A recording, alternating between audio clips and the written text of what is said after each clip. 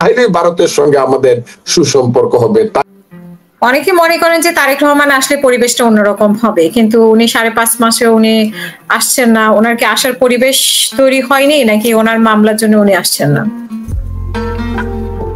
তারেক রহমান কেন আসছেন না, এই কথাটা আমাকে আপনি জিজ্ঞাসা করলে আমি এটার উত্তর ওইভাবে দিতে পারবো না। এই কারণে এটা তারেক রহমান সাহেব জানে। আর যারা সিদ্ধান্তের মালিক, আমাদের দলের একটা স্থায়ী কমিটি আছে যার মেম্বার কিন্তু আমি না। সেই স্থায়ী কমিটির মেম্বারও কিছুটা বলতে পারবে কি সিদ্ধান্ত নিয়ে তারেক রহমান সাহেব আসে না।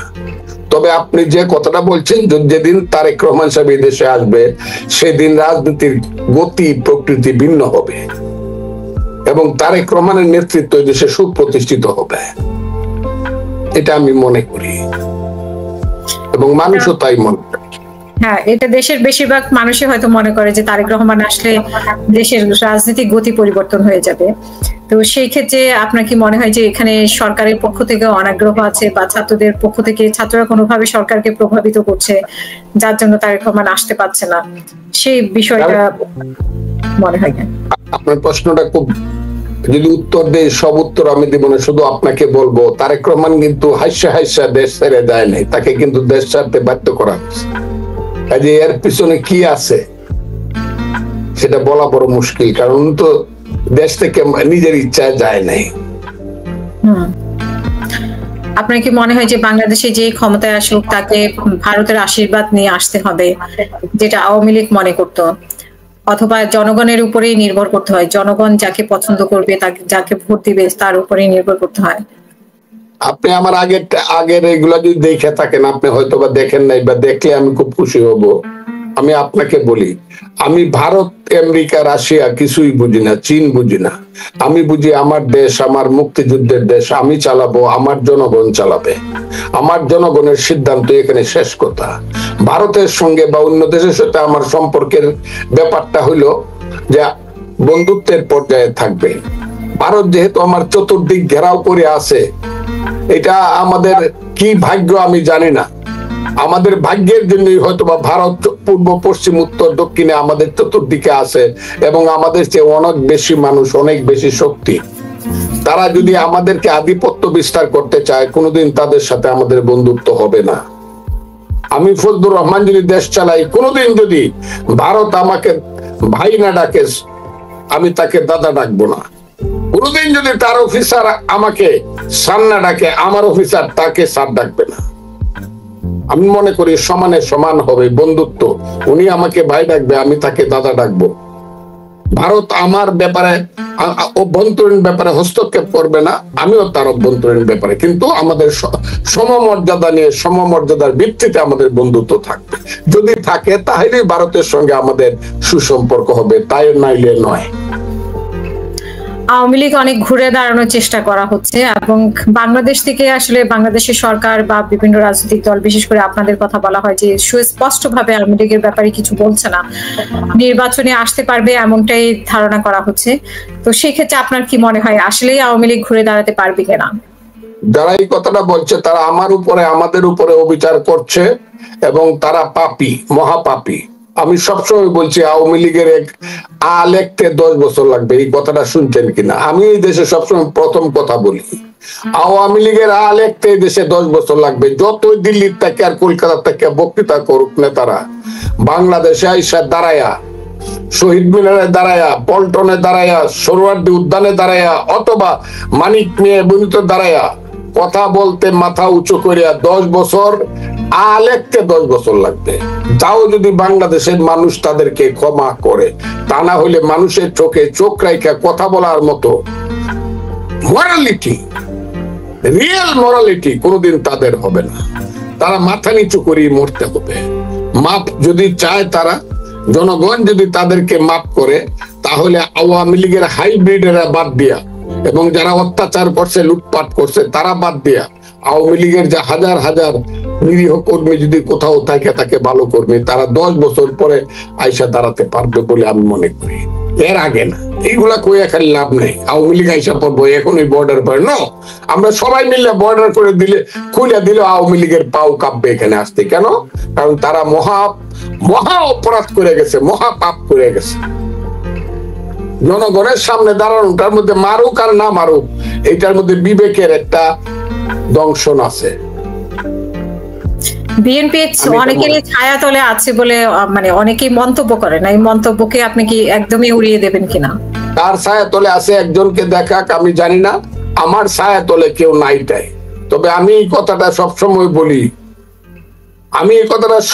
বলি, আওয়ামী লীগ 10 বছর থাকবে না বা কোনোদিনই না থাকতে পারে, কিন্তু আওয়ামী লীগ যে পলিটিক্সটা নিয়ে সৃষ্টি হয়েছিল, আওয়ামী লীগ যে পলিটিক্সটা নিয়ে যুদ্ধ করছিল এই দেশে বা যুদ্ধের আহ্বান করছিল, সেই পলিটিক্সটা আওয়ামী লীগ করুক বা না করুক, এই বাংলার পরবর্তী জেনারেশন কেউ না কেউ করবে। গণতন্ত্র, সমাজতন্ত্র, ধর্মনিরপেক্ষতা, জাতীয়তাবাদ এটা করবে। কারণ আদর্শ কোনোদিন হারায় যায় না, আমি না করলে আরেকজনে করবে। আমি এই কথা এই কারণে আমার আওয়ামী লীগের নাকি এখানে রাজনীতি করে না, আওয়ামী লীগ না, আমি বলছি আওয়ামী লীগের যে আদর্শিক রাজনীতি, এইখানে যদি জামাত ইসলাম নাও থাকে, এই দেশে একটা ধর্মীয় রাজনীতি থাকবে ইসলামের নামে। আমি এই কথাটা বলতে চাই, জামাত ইসলাম নাও থাকতে পারে, কিন্তু ইসলামের নামে ধর্মীয় রাজনীতি থাকবে, যেহেতু দেশের 90% মানুষ মুসলমান। এটা আপনি অস্বীকার। আবার এই দেশে আবার বাঙালি জাতির রাজনীতিও থাকবে। হে বঙ্গ ভান্ডারে তব বিবিধ রতন, তা সবে অবদামি অবহেলা করি। বুঝছেন না? এই ভান্ডারে বিবিধ রতন বাঙালির রাজনীতিও করবে কেউ না কেউ, গান গাইবই। চলো সমানে সমান বাংলার সন্তান, চলো সমানে সমান, গাইবই মুক্তিযুদ্ধের গান। কাজেই এই রাজনীতি হবে, এখানে এই রাজনীতি হবে। আবার কেউ কেউ বিচ্ছিন্ন ভাবে আবার এখানে ইরানের মতো স্বপ্ন দেখবে, এখানে সিরিয়ার মতো স্বপ্ন দেখবে, ইরাকের আইএস এর মতো স্বপ্ন দেখবে, এগুলো দেখবে। কিন্তু মূল ধারা রাজনীতি হলো সবাইকে নিয়ে একসাথে চলা। হিন্দু নয় ওরা মুসলিম, জিজ্ঞাসে কোন জন, কান্ডারি বলো ডুবিছে মানব সন্তান আমার মা।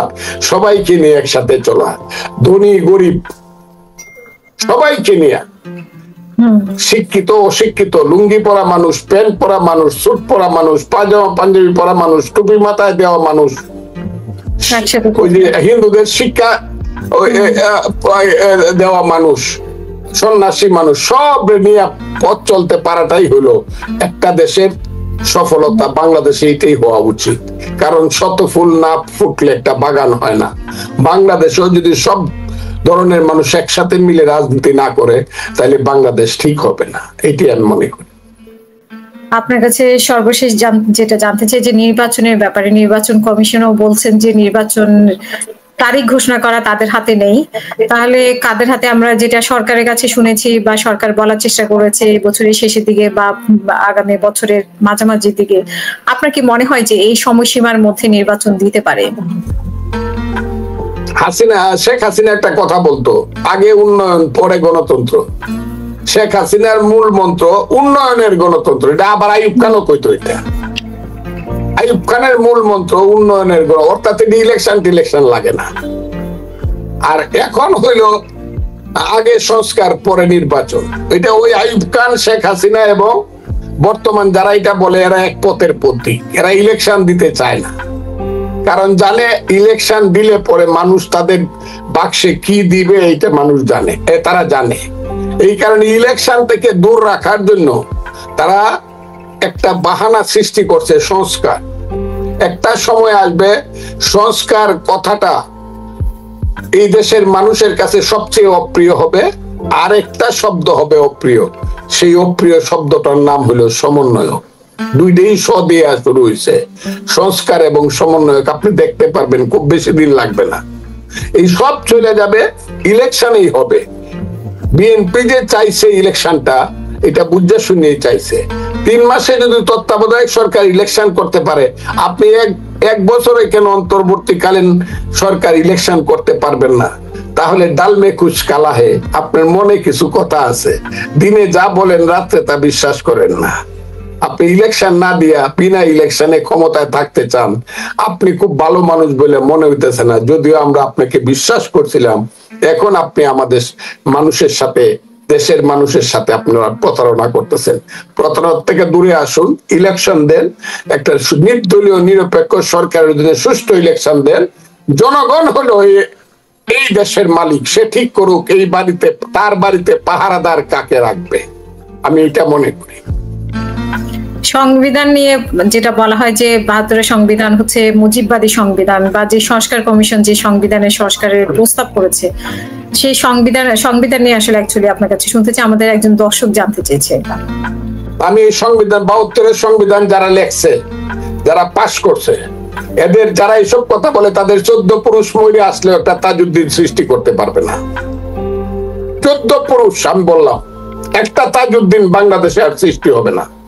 একটা ডক্টর কামাল হোসেন, একটা মনোরঞ্জন ধর, একটা আসাদুজ্জামান খান, একটা ব্যারিস্টার ইশতিয়াক আহমদ, এইরকম শত শত যারা 30 বছর 50 বছর এই দেশে যারা এইসব কথা বলে তাদেরকে ছাত্র হিসাবে নেবে না।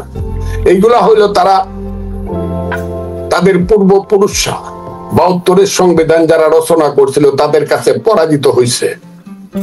সেই প্রতিহিংসা পরায়ণ থেকে ৭২ সংবিধানকে মুজিববাদী সংবিধান বলে, কারণ তাদের পূর্বপুরুষরা পুরুষদের পরাজয়ের গ্লানি তারাও বলতে পারতেছে না। ৭২ সংবিধান সঠিক আছে, এর মধ্যে যদি অবস্থার কারণে যদি পরিবর্তন করতে হয়, 16 বার হয়েছে, আরো 26 বার হইতে পারে। হযরত মুহাম্মদ সাল্লাল্লাহু আলাইহি সাল্লাম থাকলে এখন যদি উনি যুদ্ধ করতে যাইতেন তাহলে কি লাঠি নিয়ে যাইতেন কিনা আপনি বলেন তো দেখি আপু, নাকি কামান নিয়ে যেতেন? লাঠি নিয়ে যেতেন। তাইলে অবস্থার পরিপ্রেক্ষিতে সময়ের পরিবর্তন হবে, অস্ত্রের পরিবর্তন হবে, ভাষার পরিবর্তন হবে, সংবিধানের পরিবর্তন হবে। এটা তো কোরআন শরীফ না। ধর্মগ্রন্থ পরিবর্তন হবে না, সংবিধান পরিবর্তন হবে, কিন্তু সংবিধান বাতিল হবে কেন? টোটাল বাতিল হবে কেন? যারা বাতিল করতে চায় এরা স্বাধীনতায় বিশ্বাস করে না, মুক্তিযুদ্ধে বিশ্বাস করে না। এরা মুক্তিযুদ্ধের পূর্বপুরুষ যারা ছিল তাদের সন্তান।